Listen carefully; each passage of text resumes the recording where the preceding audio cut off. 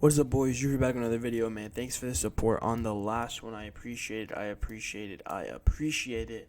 But today we're going to be covering the matchups that will be occurring for the 2023 NFL Playoffs Divisional round. Okay, so let's start off real quick. First game that we got going on, I believe, if I check the schedule, I think it goes this. Anyway, or these two are switched. But anyways, first one is the Jaguars versus the Chiefs. Now, obviously, when we look at this matchup, we think, oh, Chiefs by 30. Chiefs by 30. I do not think it's Chiefs by 30. These two teams already played this year. Let's look at this. Chiefs versus Jags, right? If we go to Jacksonville's schedule, sorry, this is like zoomed in. They lost by 10, but they kind of lacked. Here, if we look at the stats, Trevor Lawrence played well. Etienne did not play well. And I think that's the reason why they lost. Let's go back here real quick. I'm obviously gonna I have to take the Chiefs in this game. I have to take the Chiefs in this game. But I'm taking the Chiefs 30-27. I'm taking the Chiefs by 3, 30-27. Chiefs, I'm gonna say they have a comfortable lead. I'm gonna say at halftime, it looks, at halftime it's 20-7, but the game's gonna end 30-27 in favor of the Jags. Next, we're gonna go to the Giants versus Eagles. I consider these two the boring games, or not these two. This first one a boring game. Hopefully the Jags cannot make that the case. But anyways, let's go Giants versus Eagles. Now, Giants, great team, played really well last week. Daniel Jones played really well. They call him Vanilla Vic for a reason. I'm all about that if that offended anybody, but that's what they call him. Obviously, you got Eagles, Jalen Hurts, Jason Kelsey. You got A.J. Brown, Devonta Smith. You got C.J. You got Darius Slay. All right, now you got Ndamukong Suh. Right, you got a bunch of playmakers on both sides of the ball. You got Miles Sanders. Right, you just got a bunch of people there. And okay, here the spread on this game. I'm obviously not of age to bet, but spread on this game, it's in favor of the Philadelphia Eagles. It might be by 3 or 4 points to the Philadelphia Eagles, but similar to what I'm going to say with the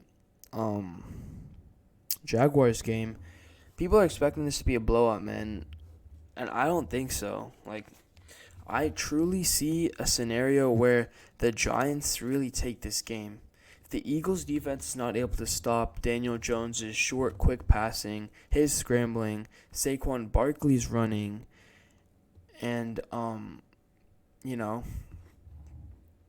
stuff like that, then I just don't see the Eagles winning this game. The way Daniel Jones played against the Minnesota Vikings was really well. Now, obviously, the Philadelphia Eagles defense is probably top 5 in the league. Definitely better than Minnesota's defense, but similar stuff. Minnesota was not able to stop Daniel Jones from scrambling. He was not able to. They were not able to stop Daniel Jones from throwing those short passes to Bellinger, Slayton, Richie James, and they were not able to stop Saquon Barkley that well in the run. So those are my keys to this game. If the Philadelphia Eagles are successfully able to contain Saquon Barkley, stop Daniel Jones from scrambling as much, and stop his short pocket passing, then I think they have this game. I'm going to give this game to the Eagles 31-28. You heard me, 31-28 Eagles. Next, we're going to the Sunday morning game. Probably the best, or if not the second best game of the weekend before obviously watching it. Bills, Bengals. Now, if you go to the YouTube, you go click. Don't leave the channel. Right click on my channel name, open a new tab, go to community, and you can actually see my Super Bowl predictions. And as you may know, I have predicted that the Cincinnati Bengals will take this game.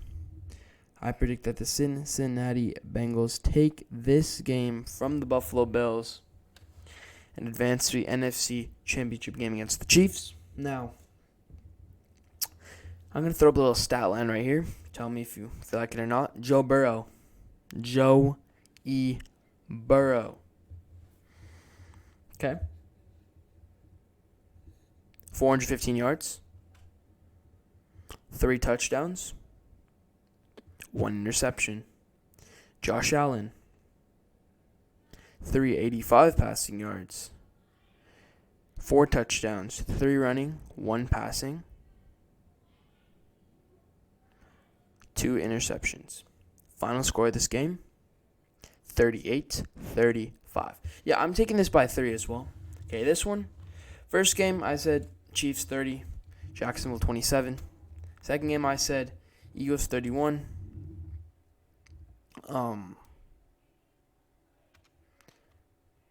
So I said Eagles 31, Philadelphia 20, Eagles 31, New York 28. Then I said Bengals 38, Bills 35. Yeah, I'm taking the Bengals in this game, man.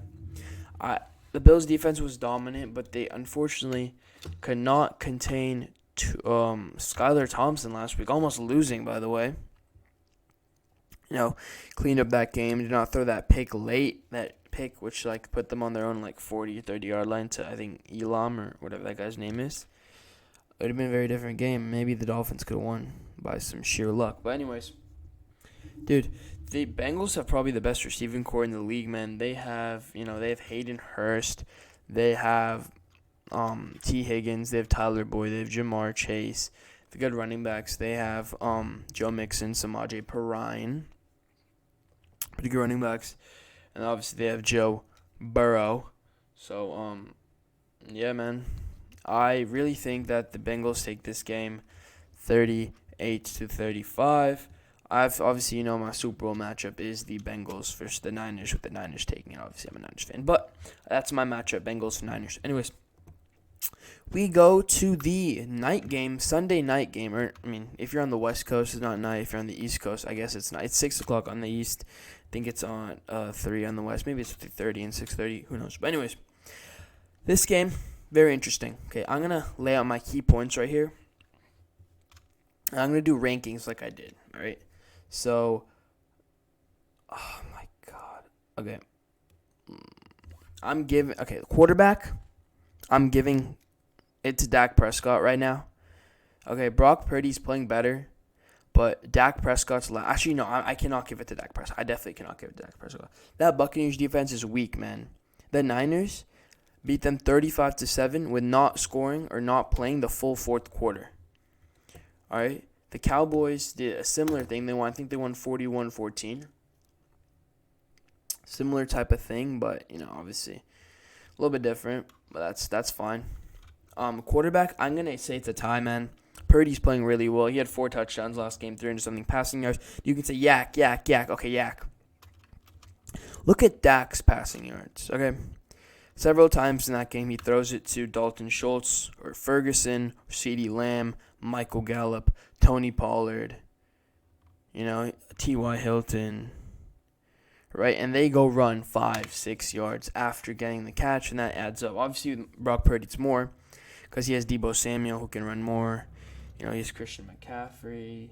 He has Brandon Ayuk, George Kittle, right? So, okay, maybe his yak is better. The yards after catch is better or higher. Right, but I'm going to say this game's a tie, man. I don't want to predict stats like this for this game, but I say it's a tie between Dak and Brock Purdy, so I'm going to give them a 1-for-1. I cannot in the right mind give Brock Purdy the advantage. I definitely cannot in the right mind give Dak Prescott the advantage, man. I just cannot give Dak Prescott the advantage. So I'm going to tie it up at 1 right here. Next, we go to running backs. Now, Christian McCaffrey is the best running back on both fields, and Elijah Mitchell is a good back. Elijah Mitchell will be starting on most teams in the NFL. Let me tell you what teams he'd be starting on. He'd be starting on the Cardinals, the Rams. He would be starting on the Seahawks. Let's move on next. He'd be starting on the Bears. I don't know if he'd be starting on the Packers, but he's good enough to start on the Packers. He'd probably be starting on the Lions. He might be starting on the Vikings. Definitely be starting on Tampa Bay. He'd definitely be starting on the Falcons. He'd definitely be starting on Carolina. Definitely on probably on New Orleans. Then I don't know if he's better than Miles Sanders, but he wouldn't be starting on the Eagles.